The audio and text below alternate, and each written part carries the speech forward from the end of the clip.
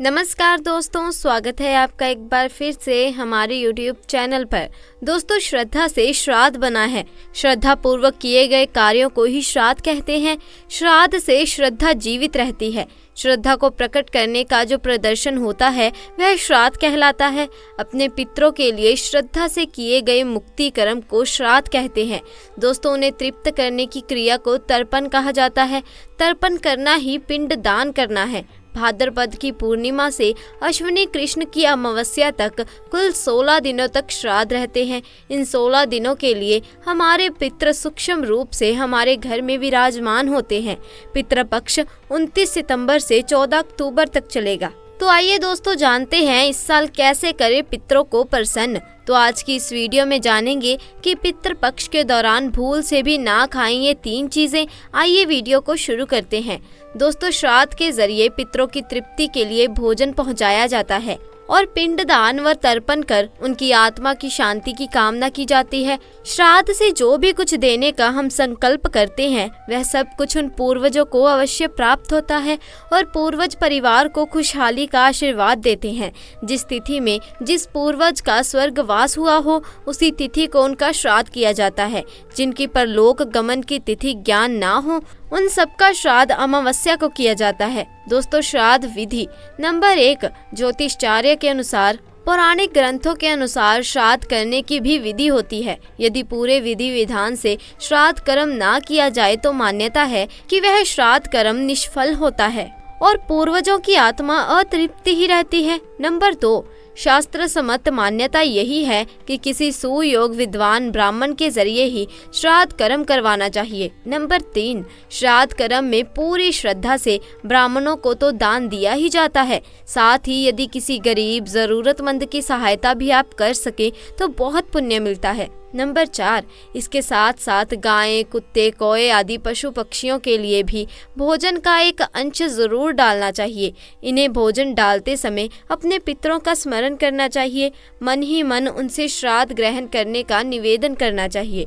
Number 5, यदि संभव हो तो गंगा नदी के किनारे पर श्राद्ध कर्म करना चाहिए, नहीं तो घर पर भी इसे किया जा सकता है। जिस दिन श्राद्ध हो उस दिन ब्राह्मणों को भोज करवाना चाहिए। भोजन के बाद दान दक्षिणा देकर भी उन्हें संतुष्ट करें। नंबर 6, श्राद्ध पूजा दोपहर के समय शुरू करनी चाहिए। योग्य ब्राह्मण की सहायता से मंत्रोच्चार करें और पूजा के पश्चात जल से तर्पण करें। दोस्तों, पूजा पाठ के साथ ही इन दिनों खाने को लेकर भी कुछ नियम बने हैं जिनका पालन करना जरूरी होता है। मान्यता है कि अपने पूर्वजों को नाराज करने से तरक्की में रुकावटें आती हैं और जीवन की सुख शांति भी खत्म होने लगती है। तो चलिए जाने वो कौन सी खाने पीने की चीजें हैं जिन्हें खाने को पितृपक्ष में निषेध माना गया है। वैसे तो आम तौर पर किसी भी पूजा पाठ या व्रत त्योहार के दिन मांस मदिरा का सेवन वर्जित होता है, क्योंकि मांस मदिरा का सेवन करने से भगवान रुष्ट हो जाते हैं। वहीं पितृपक्ष में भी मांस मदिरा के सेवन से दूर ही रहना चाहिए। तो चलिए आपको बताते हैं कि ऐसी कौन सी 3 चीजें हैं जिन्हें पितृपक्ष में खाना वर्जित है। नंबर 1, जमीन के नीचे उगने वाली सब्जियां। दोस्तों, सब्जियों में कई सारी ऐसी सब्जियां होती हैं जो जमीन के नीचे उगती हैं। इन्हें कंद कहते हैं, जैसे आलू, शकरकंद, मूली, गाजर, शलगम, चुकंदर, अरबी। इन सारी तरह की सब्जियों को पितृपक्ष में नहीं खाना चाहिए। इसके साथ ही इन सब्जियों का भोग भी नहीं लगाना चाहिए और ना ही श्राद्ध भोजन में इसे किसी ब्राह्मण को खिलाना चाहिए। ऐसा करने से पूर्वज नाराज हो जाते हैं। नंबर 2, लहसुन प्याज है पूरी तरह वर्जित। दोस्तों, लहसुन प्याज को तामसिक माना जाता है। पितृपक्ष के समय पूरी सादगी से रहना चाहिए और भोजन भी वैसे ही सादा करना चाहिए। लहसुन प्याज को इन दिनों पूरी तरह से छोड़ देना चाहिए। नंबर 3, मसूर की दाल और चने का सेवन है वर्जित। दोस्तों, चने के साथ ही पितृपक्ष में मसूर की दाल को भी नहीं खाना चाहिए, ये अशुभ माना जाता है। मसूर की दाल और चने के साथ ही पितृपक्ष में किसी भी चीज को कच्चा नहीं खाना चाहिए। इस समय केवल पके भोजन का ही सेवन करना चाहिए। पितृपक्ष में पूर्वजों को चना, चने की दाल, चने का सूत, चने की मिठाई, चने से बने खाद्य पदार्थों को नहीं खिलाना चाहिए। इसीलिए श्राद्ध के महीने में चने का सेवन नहीं करना चाहिए। दोस्तों, सबसे पहले आपको ये जानकारी देना चाहेंगे कि आप जिस पितृ का श्राद्ध कर रहे हैं उनकी मृत्यु किस दिन हुई है। इतना जरूर याद रखें कि मृत्यु जिस दिन हुई हो उसी तिथि पर ही श्राद्ध करना चाहिए। बहुत से लोग ये गलती करते हैं कि जिस दिन अंतिम संस्कार हुआ होता है उसी तिथि पर श्राद्ध कर लेते हैं, जो कि गलत है। पितृ पक्ष में सभी तिथियों का अलग अलग महत्व है। जिस पितृ की मृत्यु जिस तिथि पर होती है, पितृ पक्ष में उसी तिथि पर उनका श्राद्ध कर्म किया जाता है। अंतिम संस्कार वाली तिथि को श्राद्ध के लिए सही नहीं माना जाता। दोस्तों, शास्त्रों में कुछ ऐसी चीजों के बारे में बताया गया है जिन्हें पितृ पक्ष के दौरान भूल कर भी नहीं खाना चाहिए। कुछ ऐसी चीजें हैं जिनका ना तो पितृ पक्ष के दौरान सेवन करना चाहिए और ना ही पितरों को या ब्राह्मणों को इसका भोग लगाना चाहिए। दोस्तों, मान्यता है कि मृत्यु के देवता यमराज श्राद्ध पक्ष में पितरों को मुक्त कर देते हैं ताकि वे स्वजनों के यहाँ जाकर तर्पण ग्रहण कर सके। पितृ भाद्रपद पूर्णिमा पर पितृलोक से धरती पर आ जाते हैं और 16 दिनों तक श्राद्ध, तर्पण, पिंडदान ग्रहण करके सर्व पितृ अमावस्या की रात्रि को चले जाते हैं। दोस्तों, इसीलिए ये 16 दिन पूर्ण रूप से पितरों को समर्पित होते हैं। इन 16 दिनों में पितरों की आत्मा की शांति के लिए पिंडदान, श्राद्ध, तर्पण कर्म किए जाते हैं। पितरों के लिए श्रद्धा से कुछ समर्पित करना ही श्राद्ध कहलाता है। दोस्तों, यह 16 दिन पितरों को प्रसन्न कर पितरों की कृपा पाने के लिए बहुत ही खास माने जाते हैं। दोस्तों, जैसा कि आप सभी जानते हैं कि पितृ पक्ष के दौरान कोई भी शुभ और मांगलिक कार्य नहीं किए जाते। शास्त्रों के अनुसार भगवान विष्णु महालक्ष्मी जी को पितृदेव कहा गया है।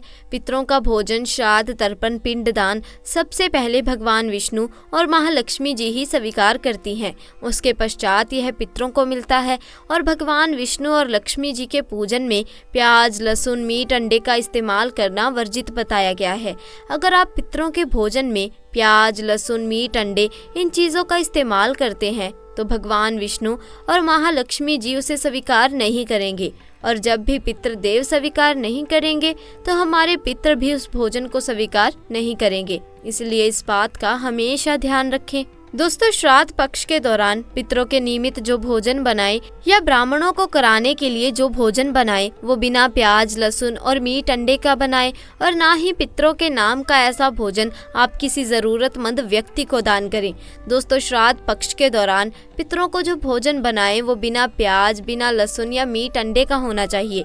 ये सभी सामग्री शुद्ध भोजन में नहीं डालनी चाहिए। घोर पाप लगता है, पितृदेव क्रोधित हो जाते हैं। दोस्तों, शास्त्रों में बताया गया है कि पितृपक्ष के दौरान पितृ किसी भी रूप में द्वार पर आ जाते हैं और अगर ऐसे में आप पितरों को बासी भोजन दे देंगे तो इससे आपको पितृ दोष लगेगा। इसीलिए इस बात का विशेष ध्यान रखें, ना तो आप बासी भोजन करें और ना ही किसी को दें। दोस्तों, अब बात करते हैं श्राद्ध के भोजन की। नंबर 1, श्राद्ध करने के लिए किसी ब्राह्मण को आमंत्रित करें, भोज करवाएं और अपनी समर्था के अनुसार दक्षिणा भी दें। नंबर 2, श्राद्ध के दिन अपनी समर्था या इच्छा अनुसार खाना बनाएं। नंबर 3, आप जिस व्यक्ति का श्राद्ध कर रहे हैं उसकी पसंद के मुताबिक खाना बनाएं जो उचित रहेगा। नंबर 4, श्राद्ध के दिन लहसुन, प्याज रहित सात्विक भोजन ही घर की रसोई में बनाना चाहिए, जिसमें उड़द की दाल, वड़े, चावल, दूध, घी से बने पकवान, खीर, मौसमी सब्जी जैसे तोरियां, लौकी, सीताफल, भिंडी, कच्चे केले की सब्जी ही भोजन में मान्य है। नंबर 5, मान्यता है कि श्राद्ध के दिन स्मरण करने से पितृ घर आते हैं और अपनी पसंद का भोजन कर तृप्त हो जाते हैं। नंबर 6, खाने में लहसुन, प्याज का इस्तेमाल ना करें। दोस्तों, पितृ पक्ष के दौरान आपने खुद के लिए वस्त्र नहीं खरीदने चाहिए। इन 16 दिनों में आप वस्त्रों का दान कर सकते हैं और अपने लिए वस्त्र ना खरीदें। इन दिनों में नए वस्त्र खरीदना अशुभ माना जाता है। पितृ पक्ष के दौरान पति पत्नी को दूरी बनाकर रहना चाहिए, क्योंकि इस दौरान हमारे पितृदेव हमारे घर के अंदर ही हमारे आसपास मौजूद होते हैं और अगर आप ऐसा करेंगे तो हमारे पितृ नाराज होकर चले जाएंगे। दोस्तों पितृपक्ष के दौरान घर में रोना नहीं चाहिए, इससे भी पितृदोष लगता है। इन 16 दिनों के अंदर खुशी खुशी पितरों का स्वागत करना चाहिए, उनका आशीर्वाद प्राप्त करना चाहिए। दोस्तों पितृपक्ष में पितरों का भोजन बनाते समय भोजन में चावल, दाल, रोटी ना बनाएं। पितरों के लिए सदैव भोजन जैसे कि पूड़ी, कचौरी, पराठे इत्यादि बनाए जा सकते हैं। हलवा पूरी बनाए जा सकते हैं, खीर बनाई जा सकती है।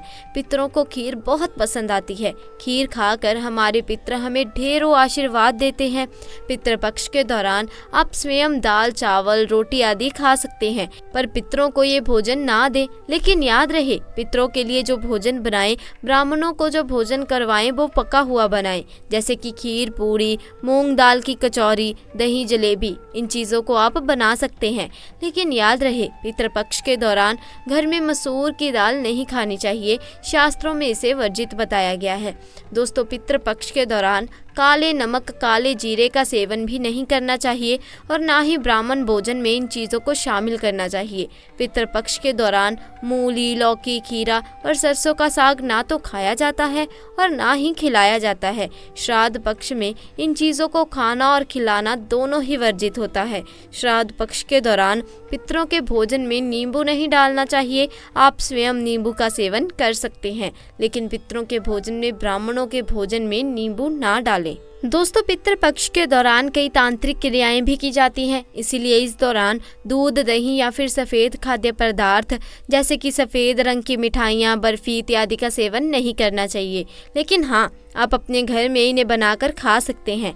दोस्तों पितृपक्ष के दौरान गाय के दूध का सेवन करने से बचना चाहिए, खास तौर पर वह गाय जिसने हाल ही में बच्चे को जन्म दिया हो। ऐसी गाय के दूध का सेवन भूल कर भी ना करें। इसी के साथ दोस्तों जानते हैं कि श्राद्ध, पिंडदान और तर्पण क्या है। मान्यताओं के मुताबिक पितृपक्ष में घर के पूर्वजों को याद किया जाता है और उसे ही श्राद्ध कहते हैं। पिंडदान का मतलब है कि हम अपने पितरों को खाना खिला रहे हैं।